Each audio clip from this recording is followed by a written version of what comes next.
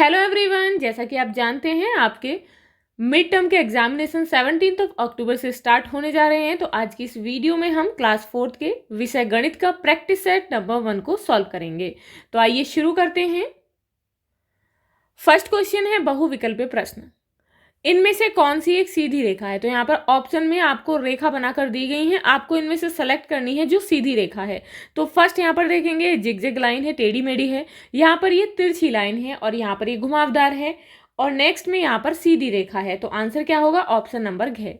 Next है 4386 में 8 का स्थानीय मान क्या होता है? तो यहाँ पर ऑप्शन दे दिए गए हैं, किसका बताना है? 8 का। तो यहाँ पर ऑप्शन है 8, 80, 800, 8000। तो आंसर क्या होगा? ऑप्शन नंबर ख यानी कि 80। 8 के आगे कितनी संख्या है? एक संख्या है, यानी कि टेंस पर जो है क्या है? 8 है। तो यहाँ पर 80 आंसर होगा इसका।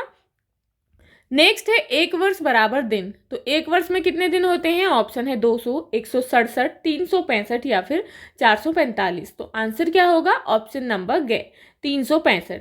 नेक्स्ट है इनमें से कौन सा त्रिभुज है? तो यहाँ पर ये कुछ आकृतियां बनाकर दी गई हैं, इनमें से आपको सेलेक्ट करना है जो त्रिभुज है। तो फर्स्ट में यहाँ देख लेंगे, ये वर्ग है, यहाँ पर ये क्या है? ओवल है, यहाँ पर ये आयत यानी कि रेक्टेंगल है। तो आंसर क्या होगा? ऑप्शन नंबर ख, ये जो है त्रिभुज है, ट्राइंगल है। नाउ नेक्स्ट इज, इस चित्र में कितने कोने हैं? तो ये चित्र दिया गया है, ऑप्शन दिए गए हैं 7, 8, 5, 4। तो सही आंसर जो है यहाँ पर काउंट करके आप बता देंगे। तो कितने कॉर्नर हैं काउंट कर लेंगे, 1, 2, 3, 4, 5, 6, 7। तो इसमें कॉर्नर हैं 7। तो आंसर होगा ऑप्शन नंबर के। नेक्स्ट है आधा दर्जन केले बराबर हैं कितने के? 7 के, 5 के, 4 या फिर 6। तो आंसर क्या होगा? ऑप्शन नंबर घ, क्योंकि एक दर्जन में होते हैं 12, तो आधा दर्जन में कितने होंगे? 6। तो 6 के बराबर केले हैं आधा दर्जन। नेक्स्ट है एक शब्द या फिर एक वाक्य में उत्तर दें। तो यहाँ पर आपको एक शब्द में या फिर एक वाक्य में अकॉर्डिंग टू क्वेश्चन यहाँ पर आंसर देना है। फर्स्ट है एक पासे में सतह होती हैं। तो पासे में संख्या कितनी होती हैं? 6 होती हैं, 6 साइड होती हैं।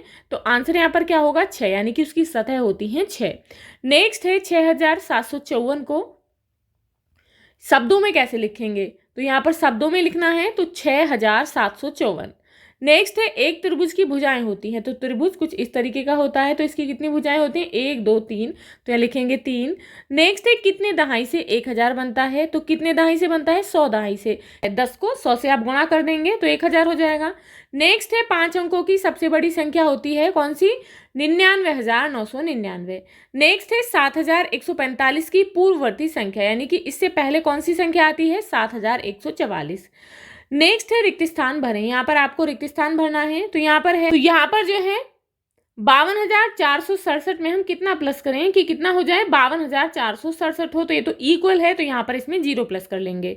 नेक्स्ट है 3,456 प्लस 2,134 बराबर। तो यहाँ पर बराबर के बाद है 2,134, तो प्लस क्या आएगा? तो यहाँ पर प्लस यही संख्या आएगी, 3,456। नेक्स्ट है 99,999 प्लस 1। तो इसमें जो है एक संख्या और जोड़ देंगे तो कितना हो जाएगा? 1 लाख। अब यहाँ पर प्रश्न है सही उत्तर पर सही का निशान लगाएं। क्वेश्चन है सही उत्तर पर सही का निशान लगाएं। तो क्वेश्चन है एक त्रिभुज में कितने कोने होते हैं? तो कितने होते हैं? 3 या फिर 4? तो 3 होते हैं, तो आंसर लिखेंगे 3। नेक्स्ट है 2 दर्जन में कितने संतरे होते हैं? तो 1 दर्जन में कितने होते हैं? 12। तो 2 में कितने होंगे? 24। तो आंसर क्या होगा? 24। नेक्स्ट है दूध की मानक इकाई है, तो क्या है? मीटर या फिर लीटर? तो ये बताइए कि आप जो है दूध को किस में नापते हैं? तो लीटर में नापते हैं, तो इसकी मानक इकाई है लीटर। अब नेक्स्ट है निम्नलिखित में से प्रत्येक में सामने से दिखाई देने वाली सतह गिने और लिखें। तो यहाँ पर देखेंगे इसमें कितनी सतह हैं? तो यहाँ पर कितनी दिखाई दे रही हैं? 6। एक नीचे एक ऊपर, कितनी हो गई? 2। और 4 साइड में 1, 2, 3, 4। तो कितनी हो गई? 6। अब यहाँ पर कितनी दिखाई दे रही है? तो 1 ही दिखाई दे रही है, यहाँ पर 1 लिखेंगे। नेक्स्ट है छायांकित भाग के लिए भिन्न लिखें। तो यहाँ पर पहले यहाँ पर क्या काउंट करना है? इसके कितने पार्ट हैं? 1, 2, 3, 4, 5, 6, 7, 8। इसके पार्ट हैं 8 और इसमें छायांकित कितने हैं? 6। तो यहाँ पर इसकी भिन्न जो है वो कितनी होगी? 6/8। नेक्स्ट है इसमें कितने भाग हैं? यहाँ पर भी काउंट कर लेंगे, 1, 2, 3, 4, 5, 6, 7, 8। 8 पार्ट हैं। इसमें कितने छायांकित हैं? 5। तो यहाँ पर लिखेंगे 5/8। अब है प्रश्न नंबर 7। घड़ी में सुइयां बनाइए। तो यहाँ पर आपको ये घड़ी दी गई हैं, तो इनमें आपको अकॉर्डिंग टू टाइम घड़ी की सुइयां बनानी है। तो यहाँ पर टाइम है 10:15। तो कब होते हैं? जब आवर हैंड होगा 10 से थोड़े आगे और जो मिनट हैंड है वो होगा 3 पर। तो कितना टाइम हो गया? 10:15, यानी कि 10:15 हो गई। अब यहाँ पर टाइम है 5:40। तो कब होते हैं? जब आवर हैंड होगा 5 से थोड़ा आगे और जो मिनट हैंड है वो होगा 8 पर। तो समय कितना हो गया अब इस घड़ी में? 5:40। तो इस तरीके से आप यहाँ पर सुइयां बनाएंगे। नेक्स्ट है निम्नलिखित का उत्तर दें। 1 किलोग्राम में कितने ग्राम होते हैं? 1000। 2 किलोग्राम में कितने ग्राम होंगे? 2000 ग्राम। आधा किलोग्राम में कितने ग्राम होंगे? तो 500 ग्राम होंगे, क्योंकि 1 किलोग्राम में 1000 होते हैं तो उसका हाफ कितना हो गया? 500। नेक्स्ट है 4 किलोग्राम में कितने ग्राम हो जाएंगे? 4000। अब यहाँ पर प्रश्न नंबर 9 है, रेखांकित का स्थानीय मान और अंकित मान लिखिए। तो यहाँ पर संख्या दी गई है 45,678। तो इसमें आपको 4 का अंकित मान और स्थानीय मान बताना है। अंकित मान जो है कभी वो चेंज नहीं होता संख्या का, लेकिन स्थानीय मान संख्या के स्थान के अनुसार उसका मान बदल जाता है। तो यहाँ पर देखेंगे 4 का अंकित मान 4 ही होगा। अब इसका स्थानीय मान कितना होगा? तो यहाँ पर देख लेंगे ये इकाई, दहाई, सैकड़ा, हजार, 10,000। तो ये स्थानीय मान कितना हो गया इसका? 40,000। तो यहाँ लिखेंगे 40,000। अब ऐसे ही अगली संख्या है, यहाँ पर है 5,67,923। इसमें आपको 7 का अंकित मान और स्थानीय मान बताना है। तो 7 का अंकित मान 7 ही होगा। अब ये कौन से नंबर पर है? इकाई, दहाई, सैकड़ा, हजार। तो कितना हो गया? 7,000। यहाँ पर लिख देंगे 7,000। अब नेक्स्ट संख्या है 46,578, जिसमें 6 का आपको मान बताना है, अंकित मान और स्थानीय मान।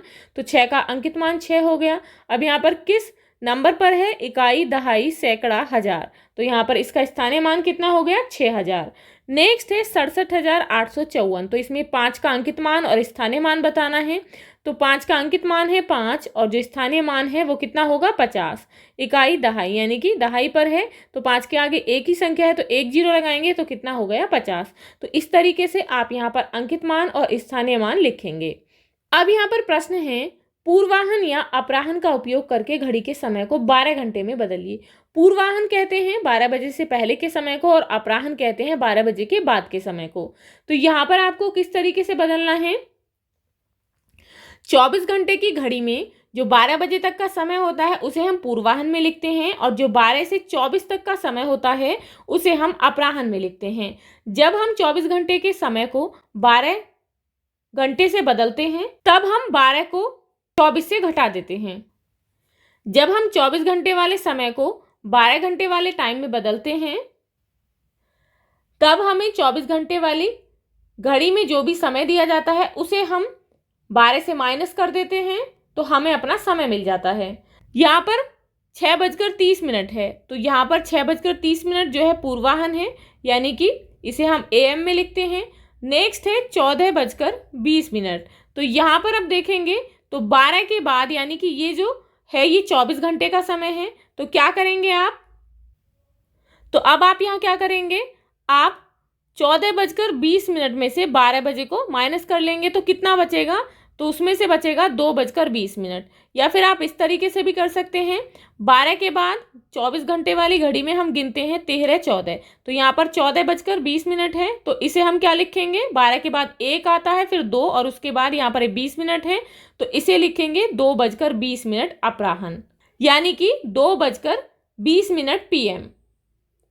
अब नेक्स्ट है 5:25। तो इसे हम लिखेंगे 5:25 पूर्वाहन, यानी कि ये AM का समय है। नेक्स्ट है 20 घंटे, यानी कि यहाँ पर ये 20 बजे हैं। तो अब आप क्या करेंगे? इस 20 में से 12 को माइनस करेंगे। तो 20 में से जब आप 12 को माइनस करेंगे तो कितना बचेगा? 8। तो ये समय कितना है? यानी कि 8 बजे हैं, शाम के 8 बजे अपराह्न। ये जो है PM का समय है। तो आप इस तरीके से पूर्वाहन या अपराह्न में समय को लिख सकते हैं। तो आप इस तरीके से अपने इस प्रैक्टिस सेट को कंप्लीट करेंगे, इसे अच्छे से सॉल्व करेंगे। मिलते हैं नेक्स्ट वीडियो में नेक्स्ट प्रैक्टिस सेट के साथ।